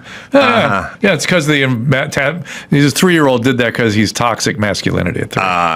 This is another great one, Drew. Yeah, I'm losing my speech here, which is to be this blonde who navigates through Hollywood and gets by on your looks and then marries a prominent politician because of your looks and then lives in a state of affluence, to then start speaking about women's oppression all the time in California from your stately manner is so gross. It's also a lot of this stuff, like when she goes on her toxic masculinity thing and, these kids online learning how to hate racism from Jordan Peterson. Like, a lot of it is kind of gross, but it's also like, you're not allowed just to call professors from Canada racist. Right. You know what I mean? And hate mongers and stuff like just because you haven't heard anything they've ever said, it's a little gross. Like, well, you're encouraging violence against them too. It's just not gross. It's horrible. But this is kind of interesting because I'm going to bet one day, I don't know these people, but I'm going to bet one day we find out that Governor Newsom maybe did some things that were not healthy for the marriage, let's say, and she blamed it on the patriarchy because it gives him room to act out, right? Oh, you're the victim. He's the victim of the patriarchy too. Yeah, he's encouraged to do these things. Wait a minute. What? Chuck's white. He's a Jew and he's male. He claims to be heterosexual. So are you part of the patriarchy? Oh, hell yeah, he is. I suppose I am. Yeah. All right. Well, lighten up on the ladies a little bit. Let them come up for air, would you please? All right. Well, Jew and patriarch is a double whammy. Oh yeah. Oh yeah. He's not good. The thing that's comical is I was talking to my daughter. It's always, all this is comical for me because my daughter and ex-wife, and she's current wife, lived a life that was 10 times better than my life, which is talking to 10 times, 28 times, like off the charts. I would say. I said to my daughter, "What'd you do the other day?" She goes, "I went to the country club with Mom." I'm like, "I don't belong to a country club." See, but they go to a country club, right, of course, that I pay for. Yeah. All right. Here's her clip. This is funny. Trust me, I'm not a fan of Pam Bondi nor Kristi Noem. But I need to call out that it's no surprise to me that the first two prominent people pushed out of this administration were women. Let me explain. The conservative women that Trump handpicks, who align themselves with an agenda that controls women, restricting our rights. Here's what I'm gonna. Here's my comment to her. Here's my challenge. Yeah. The women who are on the streets of Los Angeles who are working as prostitutes and or sex workers, they're part of the sex working community. I like they put community. Yeah. Women are working as sex workers and or the women who are pushing those shopping carts around and selling the ghetto dogs wrapped in bacon, the fat Latina chicks out all day. Hitting the grill. Yeah. She spends more on her hair in a year than their income. Oh, in a year, for sure. Than their income for a year. I'm saying. This bitch spends more on her fucking hair than the average sex worker or ghetto hot dog. She has to look a certain way because of the patriarchy. Oh, do you understand? Patriarchy. Everything's the patriarchy. Everything's the patriarchy. Yeah. All right, rich bitch who spends more on her hair than the average Latina chick does in Los Angeles earns in a year. Tell us about oppression. But I realize what she's talking about now. I didn't realize when I first watched this because I saw some data this morning. I was like, why did people vote for Mamdani? Because they didn't read anything, and they felt anybody on the right was restricting their freedoms because of the abortion ruling in the Supreme Court. Everything is about the abortion ruling. All right, so that's what she's talking about. Well, some of what she's talking about. Not in California. Here no we problems go. Here. Pushed out of this administration were women. Let me explain. The conservative women that Trump handpicks, who align themselves with an agenda that controls women, restricting our rights, limiting our autonomy, and pushing us back into this straitjacket of femininity that is only in service of men. There's a familiar pattern here. Women are brought in, packaged Mar-a-Lago style, and lifted up as long as they commit to wholeheartedly serve the interests of the patriarch at the top. Now, it looks like power, or proximity to power with a big title, but it never comes with job security and protection. There's no secure place inside this hand-picked patriarchal body that systemically disrespects, devalues, and discriminates against women and girls. And this is where complicity comes in. Ask his granddaughter. Because when you align yourself with that value system, with a leader who has publicly devalued women, degraded them, and been found liable of abusing women, well, guess what? You're going to be the first to go. So while you're in a perceived position of power in this system that regularly diminishes and devalues other women, even if you help sustain and uplift this system, your power is only temporary. And ultimately, they will come for you. That's the unfortunate truth for all women. No woman is safe in Trump's Republican Party unless she has enough wealth or the ability to buy her own job security and safety. Like me. And so, my friends, regardless of your political affiliation, Oh my God. you might want to wake up and see this for what it truly is. It's a war on all women. Ah, okay. All Yeah, women. now I He's go. declared war on Iran. There are women starting a nuclear project. Like, are they trying to get enriched uranium? Because if they were, I would actually Would she declare war on rather them. there be sort of Shia treatment of women? Does that what she saying? She have no fucking idea what But she's here's the talking deal. about. She doesn't know what she's Look, talking about. Trump's thing is firing. That's his deal. And if you take a job from him, you know you're going to be fired eventually, right? I mean, I mean, I don't. Well, maybe first off, Rubio's I don't know not how gonna much get fired. job security is in an administration when it's 4 years and out. Oftentimes, Sure. How could you have job security if you knew you're only going to be in the league for 4 years? But you're going to be working for a guy that values loyalty over everything and routinely fires people and just works through, just mills things over. Yeah. I don't know. It seems to me that if you're going to take that job, first off, it's here's what you can't do with these people. You can't start parsing things out. You can't go. I mean, reasoning?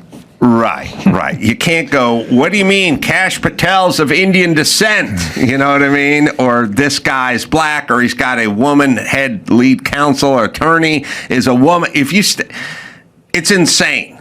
It's basically you going, I have a lot of black friends. It's a dumb argument. Trump has tons of women around him all the time doing everything. Yeah. I mean, I'm sure he loves Harmeet Dillon. I talk to Harmeet all the time. Harmeet is a woman of color. He loves the shit out of Harmeet Dillon. Yeah. She can't explain Harmeet Dillon. She just has to sort of peck around and find little incidents. I would predict they're going to call the Harmeet sort of the Uncle Tom of the female world. Yes. She's bought into the patriarchy. She's part of the patriarchy. Yes. She's expressing the toxicity of the patriarchy. And also, it's always funny when they go, and same with me, too. I get this, too. Like, he can't handle a strong woman with an opinion. Oh, yes, I can. If the fucking opinion isn't retarded, this is a strong woman with a retarded opinion that I can't handle. Harmeet is a smart, strong woman with a smart opinion. And I can handle that. As a matter of fact, I seek it out. Harmeet, I would argue, is tougher than this one. Well, this one's a paper tiger. There's nothing there. It's all fucking hair and attitude and well-chosen verbiage, right, about the patriarchy. By the way, it's 2026. It is so fucking boring. It is so boring that you guys toggle between race and misogyny. That's all you do. That's all you got. In 2026, Elon's it's talking still about working, though. That's why they do it. If it didn't work at all, they wouldn't do it. Elon is talking about putting someone on Mars, and you guys are fucking talking about Jim Crow. How fucking boring can you get? You're literally, why don't you talk about covered wagons in the Donner Party? So it's something new. Talk about cannibalism. Yeah, no, I mean, why don't you talk about driving the Golden Spike or something else in history that at least new that happened 200 years ago? It's always just this. And it's always done from the ranch in Santa Barbara. I don't know why. You know what it is for me? They don't have any self-reflection at all. Like, can you hear what you sound like? To real people, to poor people, to working people? Again, somebody convinced them that they're guilty, that they're a guilty party in horrible things that happen in history. And they think to themselves, no, I'm a good person. What do I need to do to be a good person, to be part of the solution? And they start coming up with ideas not to help people, to make themselves feel like a good person. Yes. And that's unfortunately the motivation here. All right, quick break. Right back after this. Into cloud. Getting older changes how you handle 420. You still celebrate. You just plan it better. At this point, relaxing responsibly takes strategy. That's where Into Cloud makes it easy. Into Cloud is a fully legal online dispensary for gummies, exotic flower, premium pre-rolls, and zero sugar THC sodas. It's a clean, alcohol-free way to unwind without turning one good decision into 3 questionable ones. Everything's federally legal hemp THC, lab tested, shipped discreetly to your door. One soda in, I'm relaxed, but sharp. No couch paralysis. No weird next day regrets. That's growth. Am I right, Daphne? If you're 21 or older and a new customer, go to indacloud.co, that's .co, not .com, and use code Adam and Drew for 40% off your first order. That's indacloud.co, code Adam and Drew for 40% off all month long. Shipped discreetly to your door, plus free shipping on orders over $50. And $30 in free gifts on qualifying orders. And don't forget to fill out the quick survey when you order to support this show. All right, there's another great one. Oh, we're going to stay with her. It drives me. Give me agita. I got it. Before we finish, I got to report on a study that you will like. She's talking about the patriarchy again, but this other thing that drives me nuts, which is she's talking about Jordan Peterson, and when you start to now, my perspective is different than most because I know Jordan Peterson. And I've talked to Jordan Peterson and all these people they talk about, Ben Shapiro or Dennis Prager. These are wise, successful, hardworking, caring people.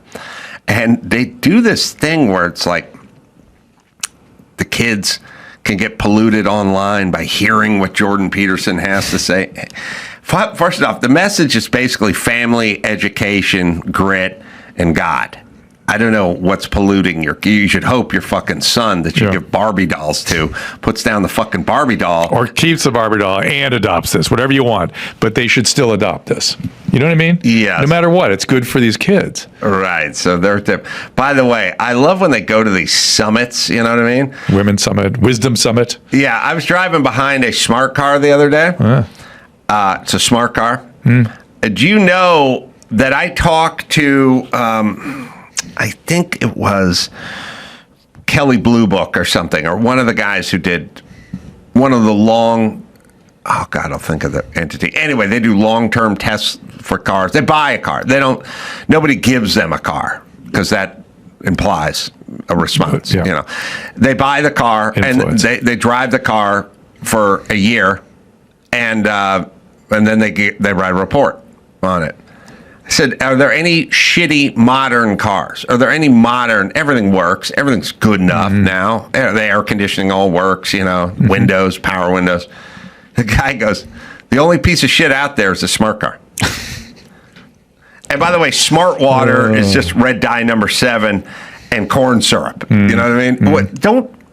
And every Somali ripoff daycare center's like First Step Forward Youth Rainbow. This is the Wisdom Summit, Wisdom 2.0.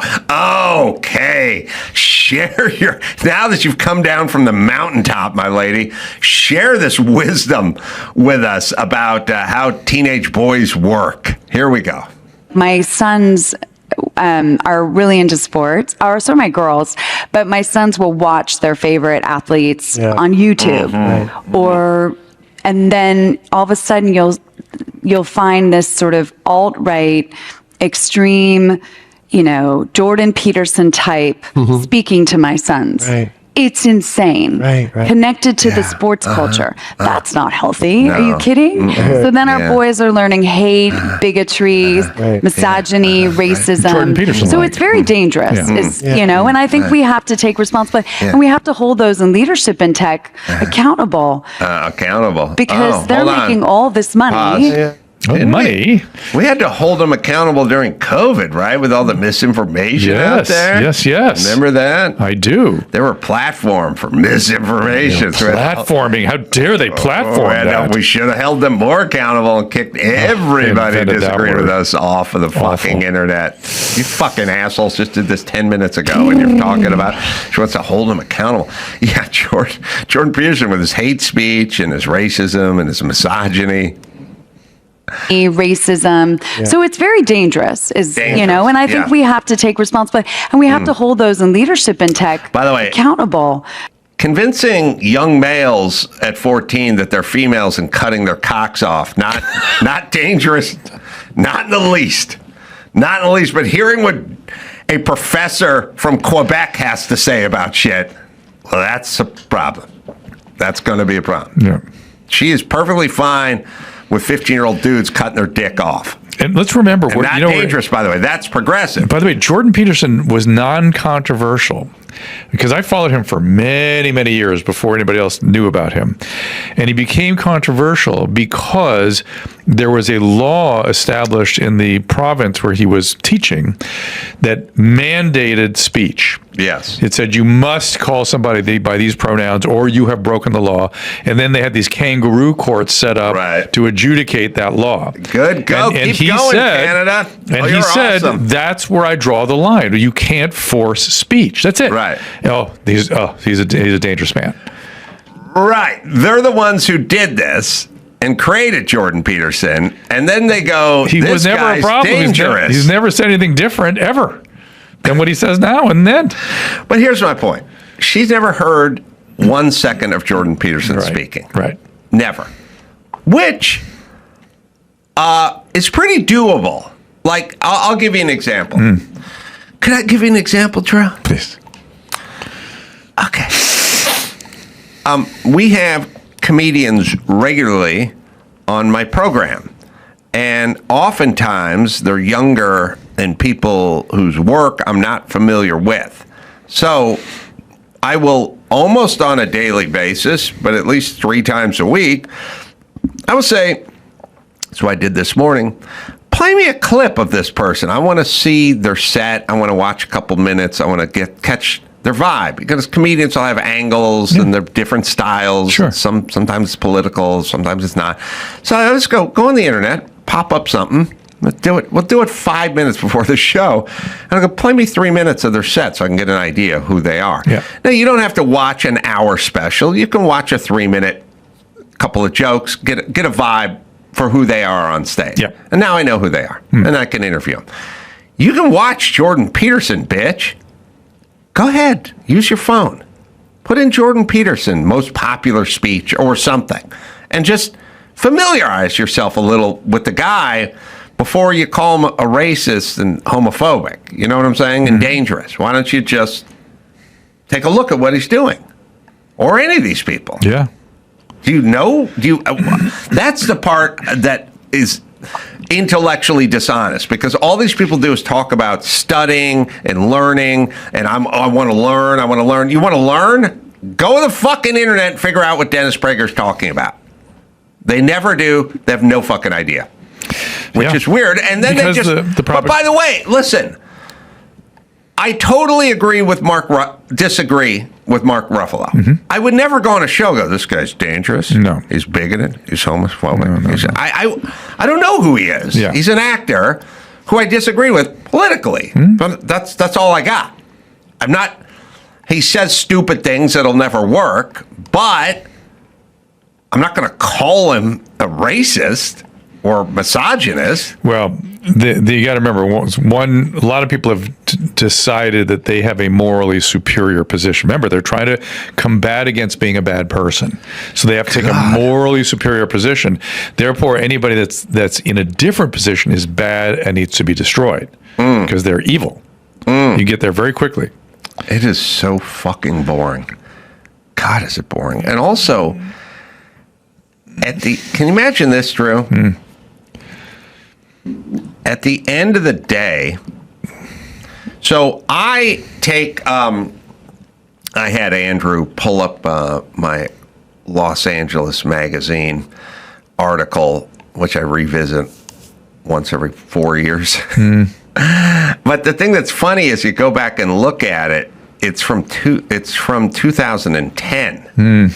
And the angle of the articles are going to find native Los Angelinos like me and Steve Martin and people like that, and they're going to ask them, what do you love about LA? Right. And I went on this tirade, and I'll paraphrase, but basically everyone talks about being 25 minutes from the mountains and then, an hour from the ocean, and isn't that wonderful? And I go, yeah, that is good about Los Angeles, SoCal, but the school system's unusable. The traffic is horrible. Businesses are fleeing. This is 2010, and I don't give credit to Villaraigosa, who's the mayor, or the city council for the mountains or the oceans. Right. They're fucking up this city. Right. And I laid it out, and then they called me a grouch. And they moved on. But if anyone had fucking listened to me 15 years ago, we could have tried to right the ship. This was a different place 16 years ago, and it's a lot worse now. Because we remember that climate change was a big priority, homeless, big priority, and look what they've done. Right. So now here's what I'm saying. I at least have a legacy of being right about shit. Yes. She has a legacy about being on stage and talking about bullshit that doesn't exist. Right. Which has got to be a weird way to go through life. And I know it doesn't bother her, but is literally just, it's that kind of Al Gore thing. It's like countless hours of you being wrong about the environment. Yeah, how does Al Gore understand that now? I guess they just readjust, like anybody with a sort of a brainwashed belief system. They just go, yeah, but. And then it's going to be her kids that straighten her out, I'm afraid. That's the only way she gets straightened out. But I got to tell you about a study really quick here. Yes. This is a study out of Finland, hot off the press. Yes. Thousands and thousands of youth with transgender identification from 2 facilities, because in Finland it's all centralized in 2 hospitals essentially.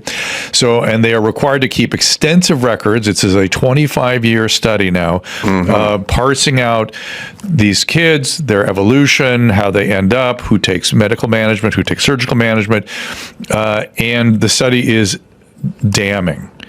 That if you have medical or surgical management, you are, I don't want to say orders of magnitude, but way more likely to have severe psychiatrically negative outcomes as compared to groups that merely get supportive psychotherapy and get through it and maybe identify as non-binary later. They end up much, much, much better.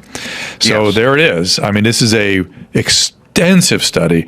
And in Scandinavia, they've always done a better job with treating transgenders. So this is in an environment where they're actually doing a pretty good job of it compared to here, where it's just automatic. They actually try to get the right treatment for the right patient. Even then, the outcomes are like by significantly, I mean, twice as bad, I forget the exact numbers, but they were significantly worse if for the male and the female transgender if they had adolescent treatment. But let me ask you a question, Drew. Would you rather have a living daughter or a dead son? Right, exactly. So that's the question. Right, and that clearly will answer. Fallacious. What would you like? I would like a living either. You're living either way. But the choice is either your son becomes your daughter, or you don't let your son cut his dick off and then he kills himself. Yeah, yeah. Dick or daughter. By the way, more made up. Dead dick or daughter. This more made up shit. Yeah, more made up shit. I don't look. I know I'm biased here, but I don't know what the fuck they've been right about in the last decade. They've been wrong. I mean, there's Russian collusion. I mean, the biggest stuff is sort of climate, transgender, whatever, Russian collusion, COVID, Hunter Biden's laptop, Joe Biden's health. I mean, was that somewhere in that order? Yeah. What is it? What part of that have they been right about? Yeah. Of any of it? Yeah. They're just wrong about everything. But it's really crazy how they beat people into submission or scared them into submission. Everyone went along with this insanity. They're still doing it. They're not stopping. It's also sort of intuitively doesn't make sense. Like, all right, you're nuts, right? And you're having emotional problems, and you're 15-year-old boy, and you're going to undergo all these surgeries and take all these hormones, and then you're going to be a well-adjusted, happy, and productive female for the rest of your life? That doesn't make any sense at all. Well, at all. Just knowing nothing and just sitting back and looking at it, you got to go, no. The 15-year-old boy, listen, I thought I was going to play for the Rams when I was 15. You want to talk about delusional. That's how 15-year-old boys are. I was going to marry Farrah Fawcett and play for the Rams. I thought it was Gig Gangle you were to marry. Oh! I would have fucking married Gig Gangle. Pull up a picture of Gig Gangle. You want to see? 70s. This is the 70s. Just put up Gig Gangle. You want to talk Put about her a centerfold. hot chick? Put her centerfold. No, just any pictures right. of Gig Gangle. Oh, so now we need naked pictures of Gig Gangle. Yeah, the bathing suit one's not bad. Sort of representative. Find me naked Gig Gangle. She was like by Chuck. She's too much woman for you, my friend. You could not handle Gig Gangle. Hey, that's one gig you should turn down. Oh, where did she end up? I need Playboy pictures. I need naked pictures of Gig Gangle. I need Gig Gangle. Well, you should have brought her up. I know. I get it. Don't they have? Wait, does the internet not let you put nude pictures or take your filter off or something? Can't you just go on the internet and get naked pictures of Gig Gangle? Well, that's a Playboy picture, but not a. But so, Andrew, you're saying you can't just look at? It doesn't let you do it. She's still selling pictures. We can't hear you. Oh, you get a strike on YouTube if you show a naked picture? Really? Oh, okay. All right. Well, yell that into the mic earlier. So interesting. Well, just show me the lingerie then. That'll about do it. But yeah, too much for you, Chuck. You could not handle Gig Gangle. She got an OnlyFans? Oh, now she's naked. Oh, there's naked. There you go. Well, no, we don't want it now. You got to take it down. We don't want to get a strike. We're not hot right now. Only you guys can see this. Oh, okay. Can you blow that up for Adam? Well, you're running the clock, so I didn't know what There you go. As you remember her? Yeah. All right. Yeah. So let's go back to lingerie and we'll go back to the whatever. Is tonight, tomorrow night, Salt Lake City then? Okay. All right. Well, there you go. Gig Gangle. How do we get over there? Oh, my. Tonight, tomorrow night, Salt Lake City, Wise Guys Comedy Club, 6 and 8:30. We got a couple. Crystal Marie's going to be with me doing stand-up there. It's going to be a good show, so go there. Say hi. And then Sunday, Solana Beach at the Belly Up. Always a fun club, man. It's like a rock and roll club. 2 shows, 6:30, 9 o'clock. You go to adamcarolla.com for all the live shows coming to Phoenix as well. What do you got, Drew? Streaming show Tuesday and Thursday at 2 Pacific, Wednesday at 4. You can get Dr. Drew.tv for the blast. So, till next time, Adam Carolla for Dr. Drew saying, mahalo.